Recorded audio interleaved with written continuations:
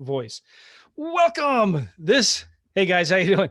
Joe McCall here. This is the Real Estate Investing Mastery podcast. I have a special friend who is also has an epic real estate investing podcast as well. His name is Matt Theriault. He's in the house. And I'm excited and honored to have Matt on the show. We got a lot to talk about on this podcast. And first, a couple of house cleaning things.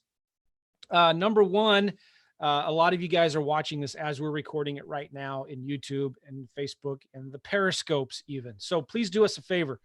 Give us a thumbs up, like the video, comment down below. Just tell us where you're from. Tell us where you live, where you're investing. Tell us, just say hi. Say something in the comments down below. I'd really appreciate it. And a lot of times we're going to give you links and resources and stuff to go out and go look at and go see or whatever. Please do us a favor. And in the comments of YouTube or Facebook, retype the links that we give you, type them in the comments down below. And that way, somebody who is watching this maybe doesn't, can go there and get that. Now, also, if you're listening to this on iTunes and Spotify or Stitcher or wherever, thank you for being here. Subscribe to the show and give us a review. Give me a review. Let me know what you like about the show. Let me know that you like my show better than Matt's. That's awesome. I'll send you $1 million if you know. I'm just kidding. Don't do that's my trick. That's his trick. Here we go. All right. One more final announcement. This podcast is being brought to you today by, you ready for this, Matt? Yes. Oh yeah. My new book, REI Secrets, Daily Nuggets of Real Estate Investing Wisdom to help you get more leads and close more deals. And I wrote this book. Let me see the profile of that. Oh my goodness. Look at that thing. That is. Size doesn't matter. But in this case, it does because mine's bigger. Then here's my last book, Wholesaling Lease Options. It's like a quarter of an inch thick. And this is REI Secrets. So what I did, guys, is I do these little REI in your car podcasts or little short ones. I turned them into chapters from a book. And each chapter is about 2 or 3 pages long, just to give you little, daily doses of inspiration and wisdom. And like, you just read one little chapter a day while you're sitting on the toilet or whatever. And like, yeah, I can do it. I can make it happen. And whatever. That was gross. I'm sorry I said that. But you can get this book for free at reisecrets.com. Just pay the shipping and handling. I'll send it out to you for free. reisecrets.com. I've been talking about it for a while. I've told you guys before. Just yesterday or the day before, we finally opened up the sales page. So it is actually available right now. If you go to reisecrets.com, you can get it. Cool. All right. Enough of that. Thanks. Thanks for being here, Matt. How are you, man? Congratulations, Joe. I didn't know about that little secret that you had right there. Oh, those man. REI secrets. I even got the domain, reisecrets.com. Before Russell Brunson? Yes. Hey, by the way, I'm writing a new chapter for Russell Brunson's new book. Really? Good. Yeah, I did. What is it going to be about? Well, first of all, this is the one I did. I did a chapter on this book. It's called 30 Days. If you were to lose everything, and all you had was a ClickFunnels account, what would you do? And so I wrote a chapter on doing mind maps for this book. And it's more education, publishing, internet marketing based, right? His new book's about using ClickFunnels for brick and mortar businesses. And he asked me to write one for realtors and investors on what you would do if you had a ClickFunnels account and you had to get 100 leads or you'd have to shut the door. And so all I did, was super simple. I just started thinking about, well, number one, who is our customer in this business? It's not the sellers, it's the buyers. And I used the whole thing of like, you need to go out and find buyers first. And so I talked about content marketing, things that you could do to find buyers, hyper local in your specific market. And so this would apply to realtors and investors. Find the buyers, find what they want, and then go get it for them. So much easier, isn't it, to shop for what buyers want than to try to sell them what you have? So I just talked about that and submitted the chapter the other day, and it looks good so far. They're probably going to publish it, the whole book, in the next 1 or 2 months. But stay tuned for that. It's going to be a cool book. Sweet. Congrats, Joe. Their goal is to do it for like 20 different industries, chiropractors, dentists, realtors, and insurance agents or whatnot. That's a good model. So, yeah, Russell writes these huge books and he didn't even write one single page of it. I like that type of authorship. So what's been going on in your world? You just left California. I did. We moved to Vegas. I've been here about 4 months and had enough of the taxes, had enough of the traffic, and I'm really glad I made the move. I really like it here. And we moved here right in the middle of the summer too. And everyone was warning me about the summer. I was going to hate the summer, but it was actually a pretty mild summer. It was actually pretty enjoyable. Yeah. One thing I noticed when, that little cliche thing when people say, yeah, but it's a dry heat. It doesn't matter. Yes, it does, Joe. That's a real does. thing. Yes. So next summer you come visit me and you can compare the St. Louis humidity to the Las Vegas dryness. And you will say, wow, this is nice. You're right. Well, okay. You've been to St. Louis quite a few times in the summer, haven't you? I have. Yes. And it does get pretty humid here. Yep. So you tell me you'd rather have 110 Las Vegas heat than 90-degree St. Louis humidity heat? Absolutely. Yes. I didn't have to think about it. Didn't have to think about it. All right. Whatever. Whatever. That's me. So I'm assuming you're saving a lot of taxes because Vegas doesn't have state income tax. Yeah, it's a 0%. And then, this year we did our taxes, and Trump, love him or hate him. I mean, he's good for some people, not for others. And in this situation, he's not good for Californians because that state tax is no longer federally deductible. So that we're basically moved over here. We got the same, the house is probably about twice as big for the same price. Wow. And the tax savings alone pays for the house. So it's good move. Serious? Yeah. Good for you. What does Mercedes think? She is warming up to it. Yeah. It was tough for her to move away from her family. But we have this thing called Jet Suite X. You probably won't know about that in the middle of the country, but it's a little private charter thing. I think it's private, it feels private, but you get to skip TSA. You go to this little separate hangar. You can drive up 15 minutes before your plane leaves. Oh, come on. And it sounds really posh and expensive, but like if you do it in enough in advance, it's $100 one way from Las Vegas to Burbank. So serious. Yeah. So it's faster than flying, or excuse me, it's faster than driving, and it's cheaper than driving. I've been flying first class almost everywhere I go for the last couple of years now. You can't go back. I don't care how much it costs. Yep. You know what? I learned a little trick. So to save on the first class costs, I will, if you take a connection first class, it's not that much more than the direct coach flight. Oh, so what do you mean connection? So I'll take a 2-part flight. Like if I'm going from LA to Miami, I'll stop in Atlanta before I get to Miami.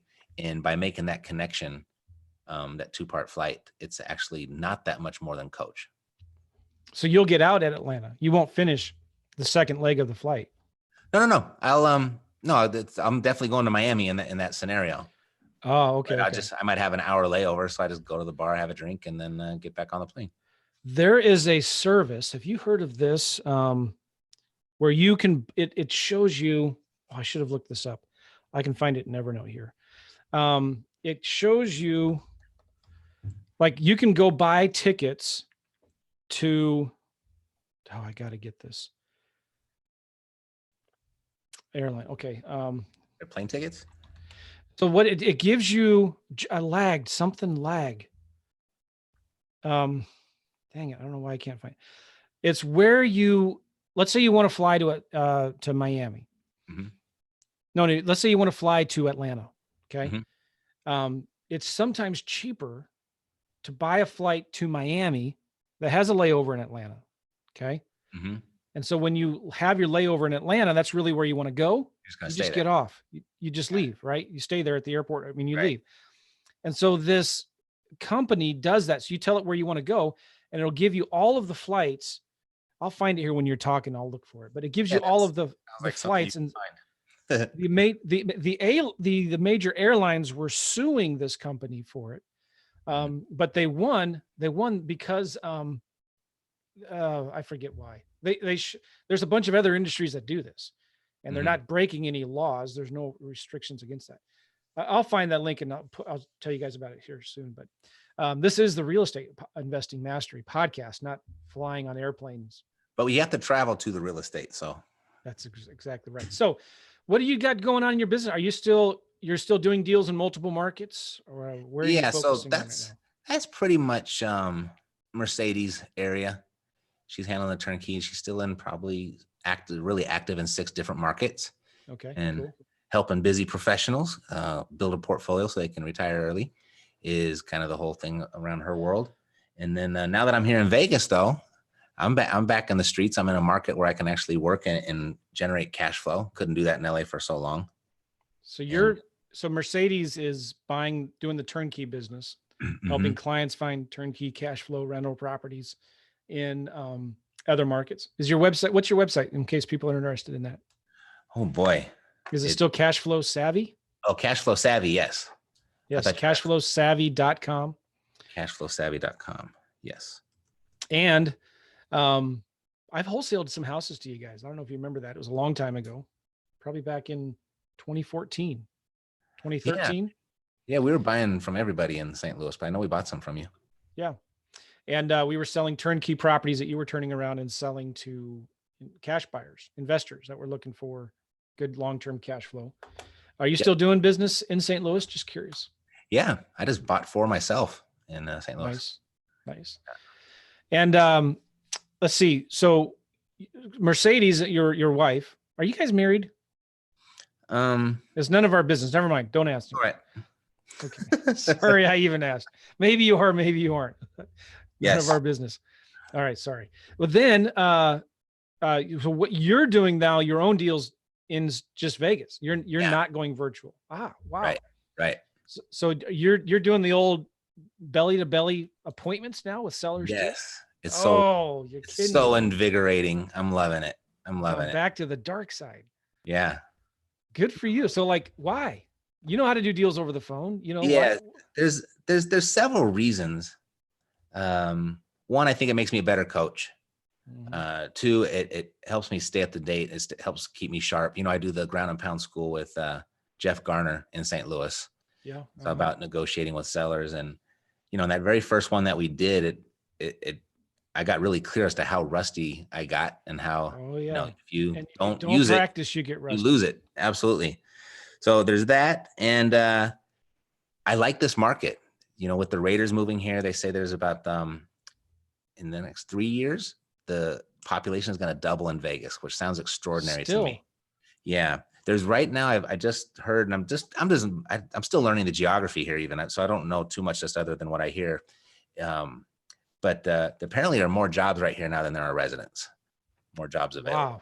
Yeah. That blows me away. And we're not talking about like jobs on the strip. You're talking about like all over Vegas. It's not. Yeah, all over. Yeah, it's the whole economy.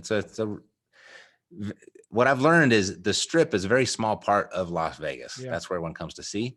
I'm about 20 minutes away from it, 20 miles from it.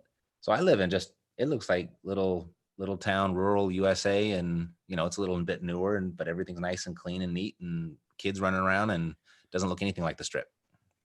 And so you're doing marketing, finding the seller leads, taking the calls, going on appointments, all that good stuff. Yep. You.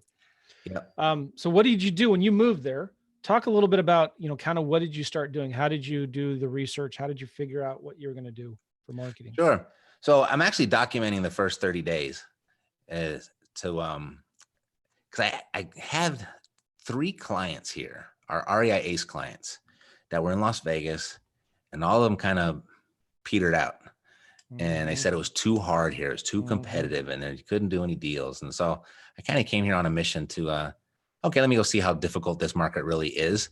So I said, I might as well document it. And the goal is to do it do a deal in 30 days. Either that's a wholesale deal of $5,000 or more, or a seller financed property buy and hold deal. And I'm going to work no more than 10 hours a week, and I'm going to spend no more than $1,000 on marketing. No more than a month. A month. Yep. Well, just the first 30 days that I'm recording. So I'm in the middle of it. That I've done that before, and it's not easy. No, it's not. The challenge where you're documenting everything. Yeah. It's almost more difficult to get all the cameras set up just to work. And then once you've got all the cameras set up, now you're tired and you don't feel like working. That's what I was doing.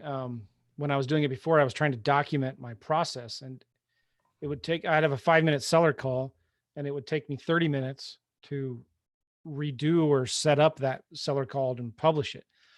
But good for you. I mean, I think it's important that people see that and see that, yeah, you know what? This isn't that hard. We're still in the business. This still works.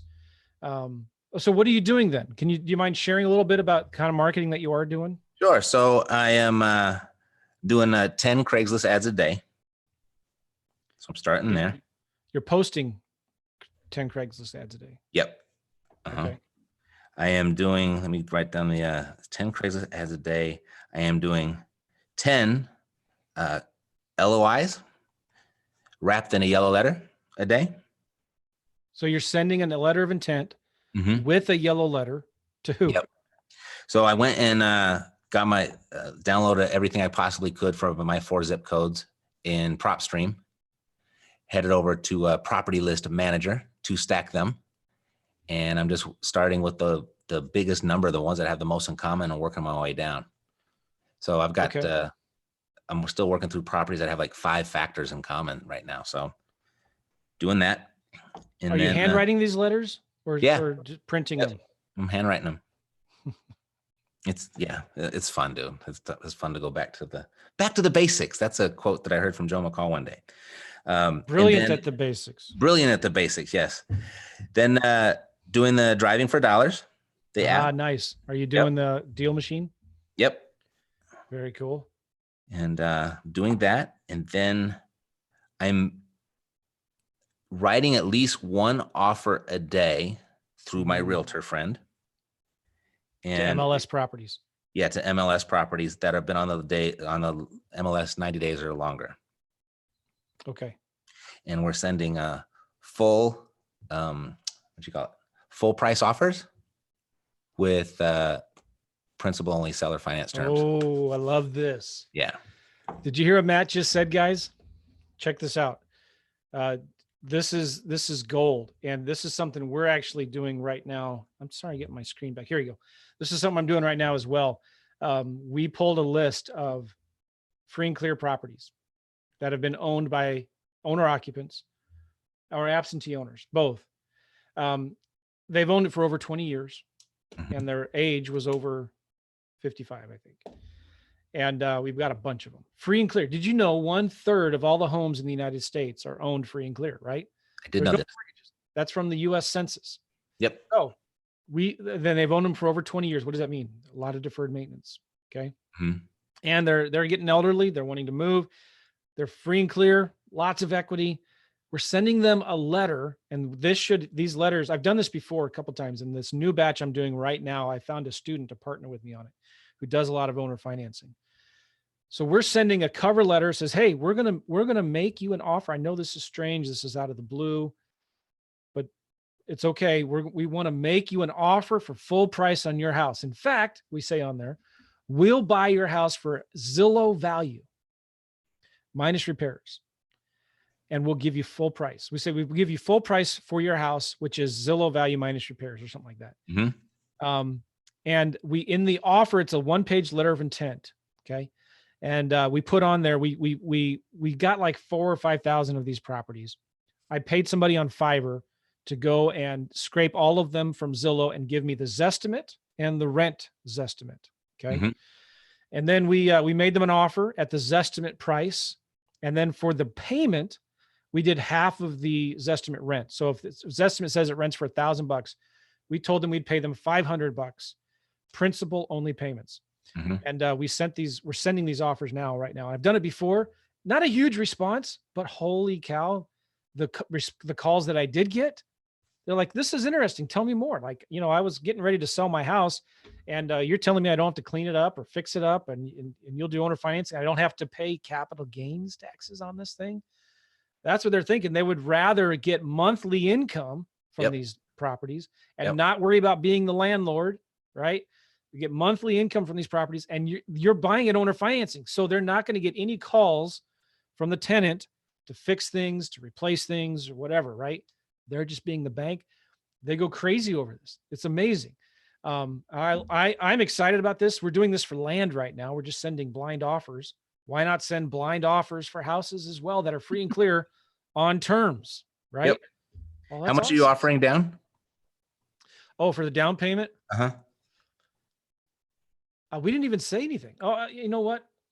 No, if my letter of intent doesn't even say anything about a down payment. Got it. Does your letter of intent say principal only? Yes.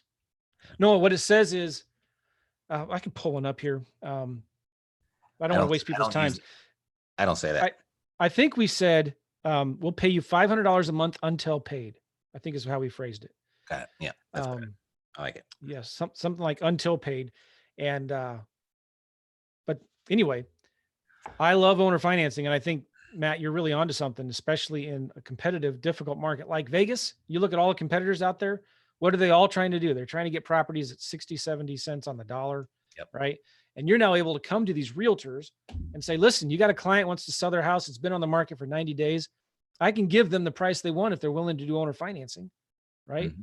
And in fact, you could probably get a VA to go through and look at all of the properties that have been on the market over 60 days and look them up in PropStream and see which ones are free and clear.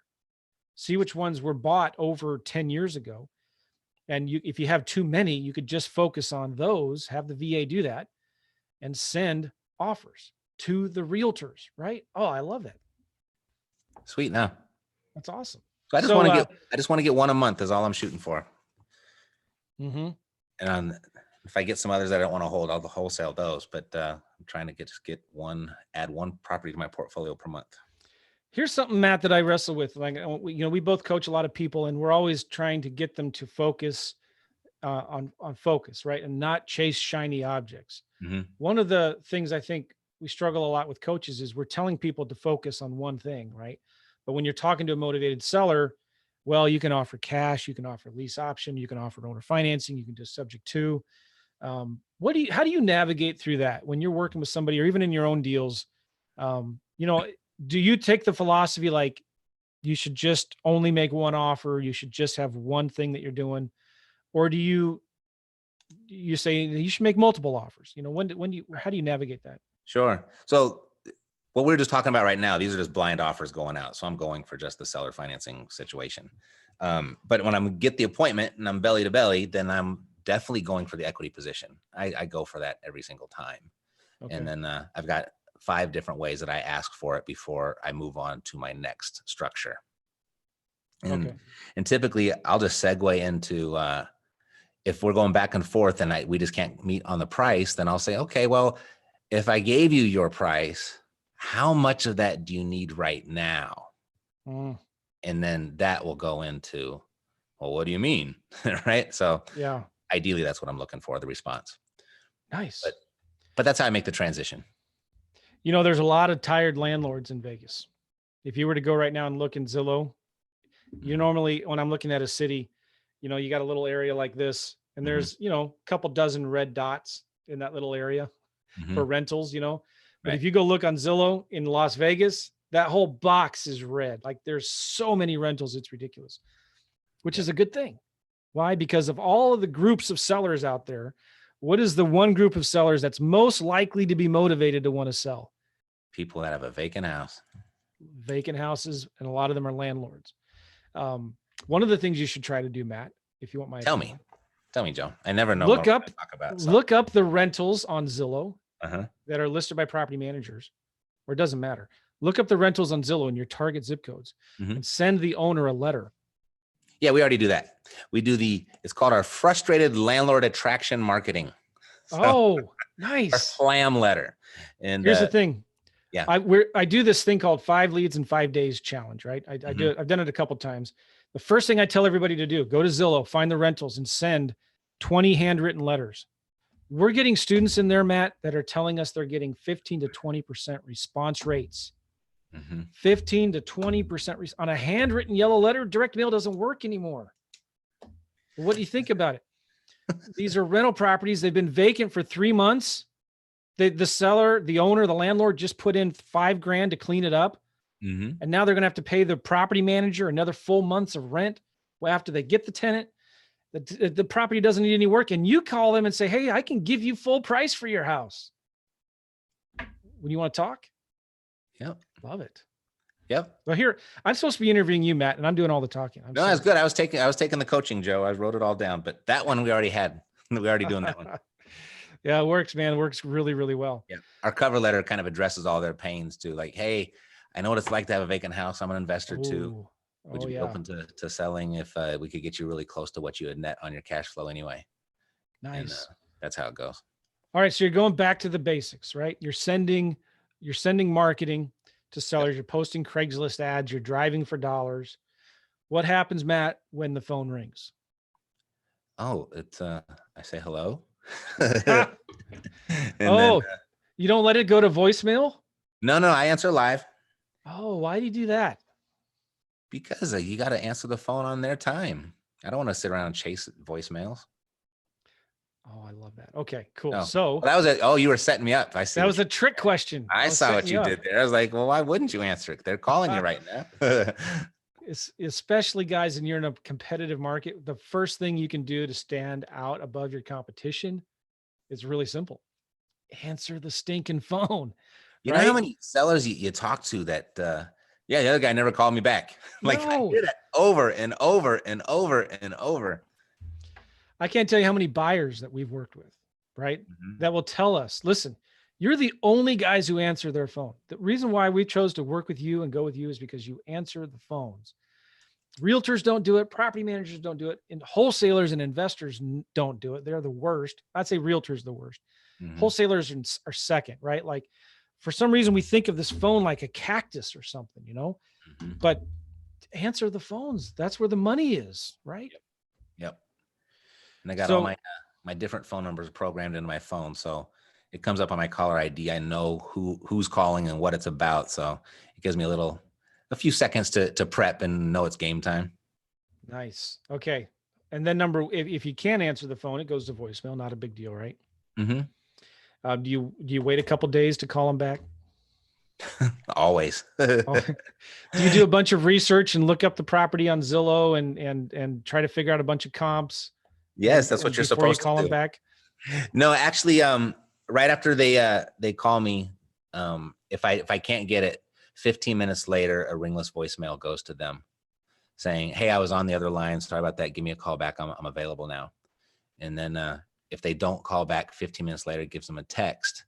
And in that text, it says, what does it say? Hey, I had to run out. If you just click this link, I can get you an offer probably the quickest way that way. Then that sends them to my website, and then we repixel them, and then we go from there. I'm doing some land deals with my boys. All right. That's We're to going, repixel. We pixel to remarket. That's what we do. Okay, yes. go ahead. Sorry. I'm doing land deals with my boys using Jack Bosch's land system, right? Mm-hmm. And I built it all out in REI Simple, which is our CRM. We white labeled Freedom Soft, Mm-hmm. and it's called REI Simple. But I've customized it for lease options, and I've also customized it for my land business as well. Mm-hmm. One of the things we do is we have a local phone number that we put on the letters, and all of the calls going to that number go right into our database, right? Mm-hmm. And we're getting about an 8 point. I just looked at it this morning. We're getting an 8.7% response rate on our letters to vacant landowners. But anyway, the call comes in, and that's in California. We're targeting Kern County and LA County, vacant land that are 3+ acres or more. They're worth less than $100,000. So anyway, they call, it goes to voicemail because we could just get way too many calls to handle. We have a reference number on the top of the letter that says, hey, thanks for calling. If you can, please leave the reference number on the top of your letter, and we will send you an offer right away. It goes to voicemail. They leave a voicemail. 9 times out of 10, they leave that reference number. But if they hang up, it sends them a text automatically back right away. Hey, thanks for calling. What's the letter reference? What's the reference number on your letter? And give us your email. We'll also email you the offer. We'll prepare an offer. We'll email it to you. Nice. And so anyway, that voicemail comes in. We get the reference number. My boys then do the research, and then we will mail and email the offer to the seller, and we'll stick it in the physical mail. But anyway, I love how automation with systems and tools like that, you can automate a lot of that follow up for you, right? Mm-hmm. And we change the status. It sends them a text in 4 days. Hey, you should be getting an offer in the mail today or tomorrow. Mm-hmm. And then we send them another text 14 days later if we've not heard from them back yet. And then we send them a second offer. Then we send them a third offer. Like, guys, the technology is out there. And I'm assuming you use a different CRM, but it's not that hard to set up, is it? No, I don't know. Once it's set up, you just let it go. Awesome. Does it for you. Okay. So Matt, what are you using for your CRM? REI Solutions. Oh, yes. And I had this before I ever heard of REI Simple, just so you know. No, we And white labeled REI Black Book. which is awesome. I love Yeah. REI Black Book. No, he adds a new feature every quarter, and it's just like it's sticking right up there with the best of them. Yeah, Matt Damon's a friend of mine. He's in St. Louis too. He's got a great system with REI Black Book. So Matt it doesn't Damon. matter what you use. Yeah. I mean, so again, I'm bringing all this up, guys, because I just want to let you all know that being brilliant at the basics is how you make money in this business. You send out marketing consistently. I'm assuming, Matt, you're doing this every day. Mm-hmm. You're not letting anything stop you. No. You're not getting distracted. No. You're not working on your website. No, I do have an 8-year-old that runs around the house though, but other than that, I'm pretty focused. So guys, I mean, this is one thing I like about Matt so much is that he's hyper focused. He gets so much accomplished. You know, you look at he does way more podcasts than I do. Are you every day now? Yep. Daily. Ugh, makes me mad, but he's doing daily podcasts, delivering incredible value and content, right? Every day. And he's doing deals, and he's got an 8-year-old running around the house, and he just moved to a new market doing deals from inside of Vegas. I love it. Mm-hmm. Answering the phones. Yeah. One thing let's just talk about, we spent a lot of time right there running through all the different technology and what's available. And this is something I'm frequently having with my clients right now, because we have gotten pretty technology intensive over here, and we've made it some amazing systems, and we just copy and paste our business into our client's business. And I'm noticing that they get so bogged down in the technology, and they forget the objective of the technology is to get on the phone with the seller, right? Exactly. So don't let the technology get in the way of the actual goal of the whole process, because it's a people business, and this technology just makes it easier to get in touch with people. But that's the key, is to get in touch with the people, not sit there and jerk around with a texting and RVM thing. Tom Kroll told me one time, he said, Joe, you show me a Podio expert, you show me an expert in Podio, and I'll show you a broke wholesaler. He is absolutely right. He's got some good ones every once in a while. That was a good one. He does. But like you need to step away from the computer, right? Mm-hmm. And I was just talking about this today on my coaching call. It's just like, guys, listen, forget about the technology and getting the contracts to fill out and all that. Print a bunch of blank ones. This is a pen. Okay? Get a pen and fill in the blanks with your stinking pen, right? Get an envelope, fold it, put it in the envelope, stamp it, write the address, and mail it. Take a picture of it with your phone and email it to the seller. Like, whatever you do, your goal is to talk. And this is me talking. Like, I'm supposed to be interviewing you, but talk to 5 sellers a day, guys. Yeah. Talk to 5 sellers a day. And what's the number one rule in real estate? It's not location. It's make offers, right? So if technology is getting in the way and stopping you from doing that, then get rid of the technology. Like, stop it. Yep. Right? Yep. Say it's the few things that my old real estate agent or broker used to tell me. This was like, gosh, now it's been like almost 15 years. I was always saying that I've been in the music business for 15 years before I got into real estate, but now I've been in 15 years in both. As again, I'm getting old. Anyway, you'd always say that a couple of things. You say, this is a home-based business. It's not a home-bound business. Oh, right? That's good. So you got to get out on the streets. That's good. He also said this is the easiest low-paying work you'll ever do, but it's the highest paying hard work you can ever experience. That's good. And the other thing was, which I loved this about her, she would just say, just go out and get contracts signed. I don't care if you mess it all up. Just bring it back here. We'll fix it for you. We'll fix it all up, and it'll be all nice and neat. Just get the signature on the sign or on the contract and bring it back. So that was like where I started from, was with that type of foundational thinking. Well, that's good. It's just, if the price is close enough, get it under contract, right? Because you can always negotiate the price later. You can cancel it if you have to, but just get it under contract. Especially for lease options. What I tell people all the time, just get it under contract, because after a couple of weeks, if you're not getting any traction, you can go back to the seller and lower the rent or something like that. Good. What do you see, Matt, for 2020? Coming into the end of the year, 2020 is coming on us. Mm-hmm. See any major shifts in the market? Does it matter? To me, it doesn't matter because I'm a cash flow investor, right? Okay. My intent is to hold everything I come across. I don't, but that's my first intent. And then once I do my evaluation, then I decide if I'm going to or not. Doesn't that, by the way, doesn't that make it easier when you're talking to sellers? Because you're the guy buying the house. You're not in the back of your mind thinking, I hope I have a buyer for this. I hope I can wholesale this. You're approaching every deal like it's your own deal for yourself. And that Yep, changes your mentality, doesn't it? totally. And I share that with my clients. Like, you're going in and you got your transition agreement on your way out saying, okay, thank you, Mr. Seller, Mrs. Seller. I got everything I need. I'm going to go conduct my due diligence. And it looks like it's going to be a great property for my portfolio. But in the event that it's not a good fit, don't worry. I've got a whole network of investors that'll be happy to pick it up for you from me.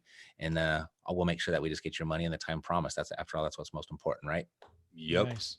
So I'm going in. This is my property unless due diligence reveals otherwise. Good. Yep. Excellent. And so 2020, 2020. doesn't matter. It's if it's cash flowing, you're going to hold it.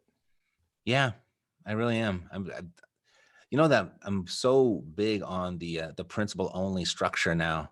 Yeah. And I've always done it, but I had a student that just went bonkers with it.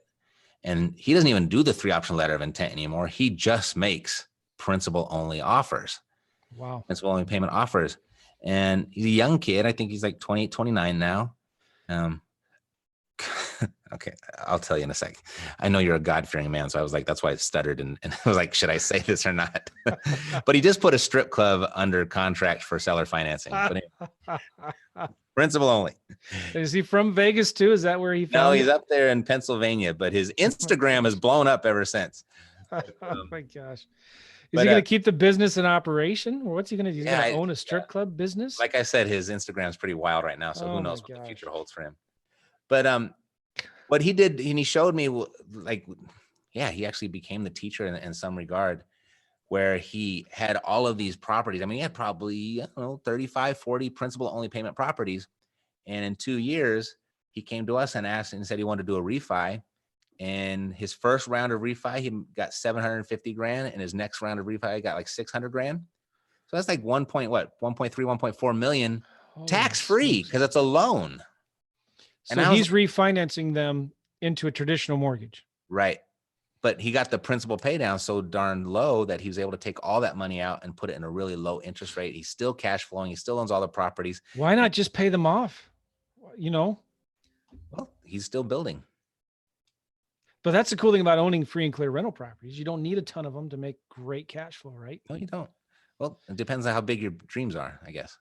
So let's talk about this because this is so important. I totally agree with you, Matt. This is like, I think the future, because prices are starting to slow down a little bit, maybe even come down. There are tons and tons of sellers out there who want to sell. They want to go through the hassle of listing with the realtor, and they own the house free and clear. Everyone else is going out there trying to make offers at 60, 70 cents on the dollar. You're saying you can offer the seller full price, principal only payments.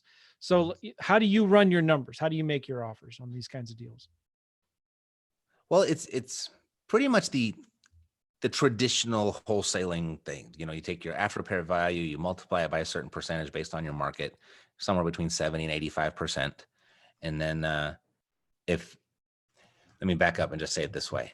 My mindset when I go into a property is I'm going to buy this property in one of two ways, either my price in their terms or their price in my terms. Yeah. As long as I can control one of them, I can always make a deal for myself. Yeah. So there's plenty of situations where if they would take my terms, I didn't have no problem overpaying for the property. Yeah. Right. So let's talk about the terms a little bit. Is that all right? Sure.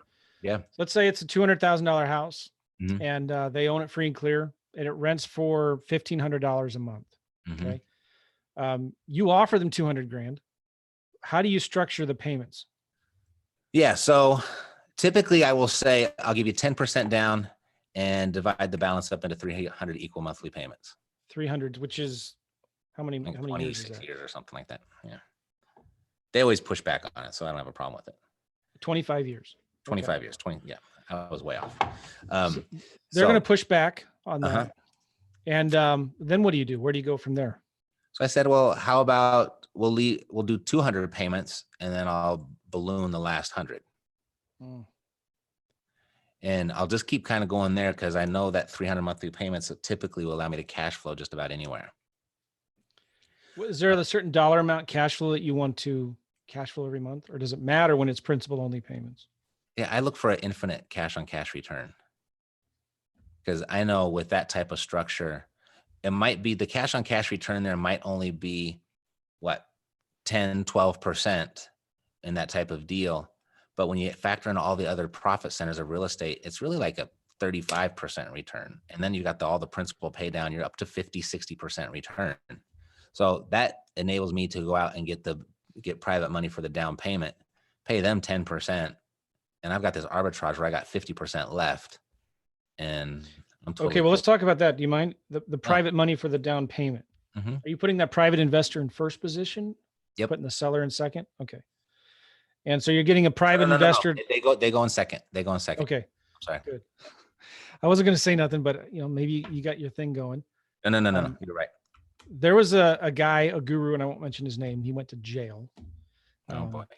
From Colorado, who taught this strategy, and he would say, get a private investor in first position and borrow some of your profits early, which I think is a disaster. So anyway, you want to keep that investor safe and protected. First position. Yeah. You get a small second position note, but so then you get it maybe 200 payments, and the balloon in maybe 10 years, something like that, right? Yep. And then what do you turn around and just rent it like a rental property, or do you sell it on owner financing, wrap it? It depends the quality of the property. Or yeah, I guess it's kind of popular terminology to use the grading system, the ABCD. If it's something that I know is going to be, I've had enough of these now, I can kind of know what's going to be easy to manage and what's going to be difficult. If it's going to be difficult, then I'm going to look for a buyer to sell it on seller financing. Okay. But most of the time I want to keep it. So you'll just rent it then and you'll be like a regular normal landlord. Yep. Traditional rental, nothing fancy. When you sell it on owner financing or you wrap it on owner financing, are you, because you got a great note on the A to B side.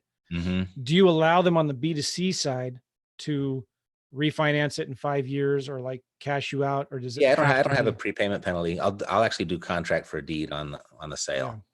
Yeah. Okay. So it doesn't mess with title at all.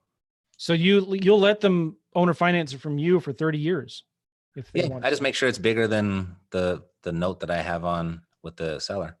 Nice. Yep. And so what, on average, what do you cash flow in one of these deals? How much in dollars per month? Average. Probably between 250 and 450. Okay. Yeah. Is a cash flow, but then there's another 500 that's going straight to the principal. And since you're buying these, you can depreciate them. Yep. Correct. Yep. You get to write off the taxes. Yep. But the amortization is the sick part. That's where all the money's at. Yeah. Nice. Yep. If you wanted to, you could sell these notes. Totally. I'm actually going to Eddie Speed's thing next week. Are you really? Learn how to do that. Yeah. And I'd love to go. That'd be cool. Yeah. It's in Atlanta. So you're closer than I am. But yeah, I'm going to there because that guy's the master. But I know, like, I know how to structure a note and it works for me. But if you're going to go resell those notes, there's certain things you have to have in place that I'm not quite clear on. So I want to go get clear on that. Excellent. Yep. We'll have some mutual friends there, I'm sure. Yeah, I'm sure. Okay. So I love that. I'm going to give you something even cooler, Joe.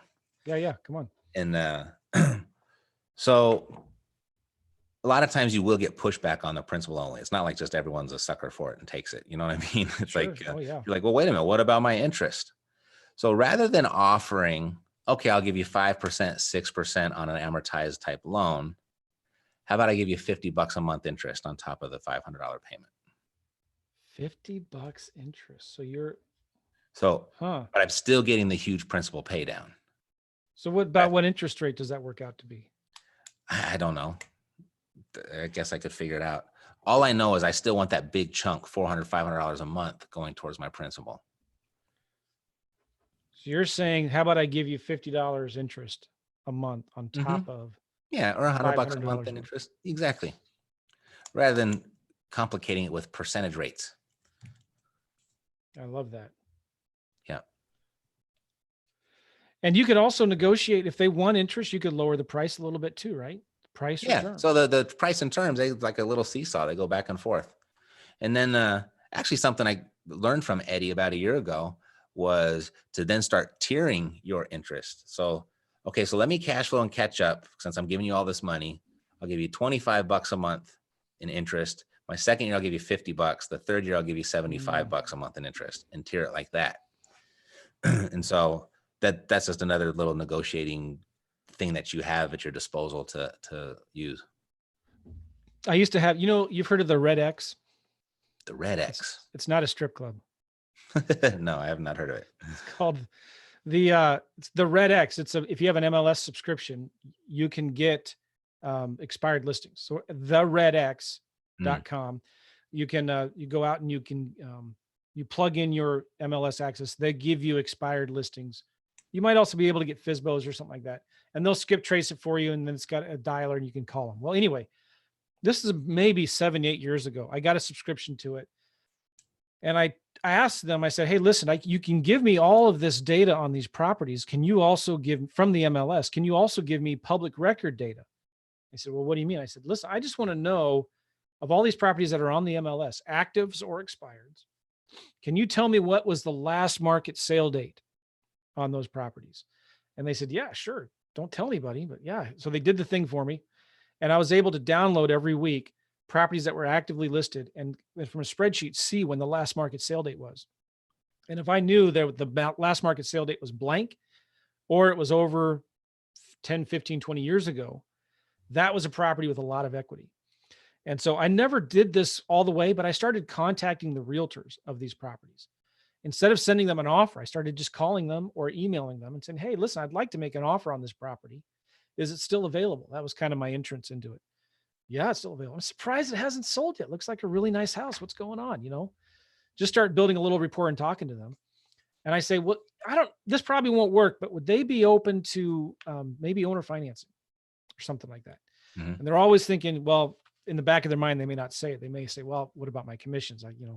Right. And I say, well, listen, if we can structure something, I don't know if it'll work, but I'll make sure you get your full commissions, number one. And I'll let you represent me. You can get both sides of the commissions. You can double dip your commissions. And that opened up a lot of doors. Sure. And it's something that you guys can think about, all y'all listening, is just talk to these realtors, right? And a lot of these properties that are listed for sale, they're free and clear. Find out which ones those are. Yep. That's actually my favorite question to ask a realtor.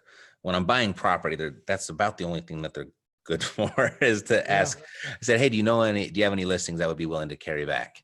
And they'll say yes or no. But other than that, yeah, they don't really, they get so paranoid about their commission. And, having been a realtor, when you're holding an open house, you get a number of people come through, and a small percentage of them, but there'll always be some, will be investors. They'll come in and they'll just say something dumb. Hey, you got any good deals? You got anything that pencils? Hey, you got anything that makes sense? Like they come in and ask such generic, vague questions that realtors that's their normal experience with an investor. And their eyes just roll in the back of their head whenever they hear investor. So going in and asking specifically what you're looking for. Hey, I'm looking for a 3-bed, 2-bath in this zip code. Any listings there that you know of that would be willing to carry back financing, and then your reception will be a lot better. Very good. Love it. I got to get going. It's 5:10 right now in St. Louis, and I got to take my kids to gymnastics, Christmas show practice, and dinner. I got to go. This is what happens when you get 4 kids, Matt. You need more kids. Yeah, I got one, and he's at hockey right now, so I'm good. And I appreciate you being on the show. Hey, it's great. We talked about a lot of things, went 100 different directions, but this has been really good. You have a fantastic podcast called Epic Real Estate Investing Show.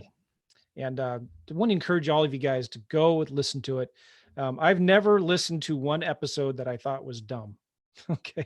Like, Oh, thank you, Joe. I've listened to a lot of your podcasts, and every one I'm like, that's a fantastic idea. Or it's like, I like the way I've heard that before, but I like the way Matt simplifies it and makes it sound so easy, because it is. So I'd encourage all of you guys to go listen to Matt's podcast, the Epic Real Estate Investing Show. Matt, where can people go get more information? You've got some really good books and courses and programs. What's a good, give us all the different websites that people can go to. Yeah, okay. I mean, the podcast is probably the best place to start. So if someone is listening, they could type it in the comments, type in epicrealestateinvesting.com, Good. and that'll open up the podcast app right there on your phone, epicrealestateinvesting.com. There's that one. And then one thing that's been really successful for us is showing people how to do this business with little to no money. And I know that's a common thing that most people say.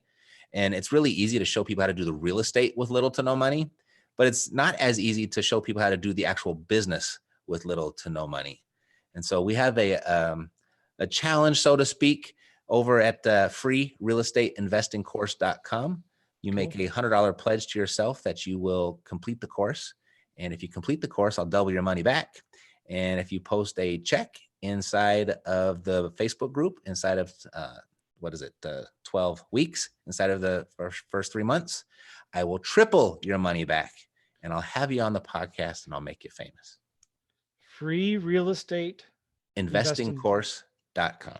There you go. Free real estate investing course.com.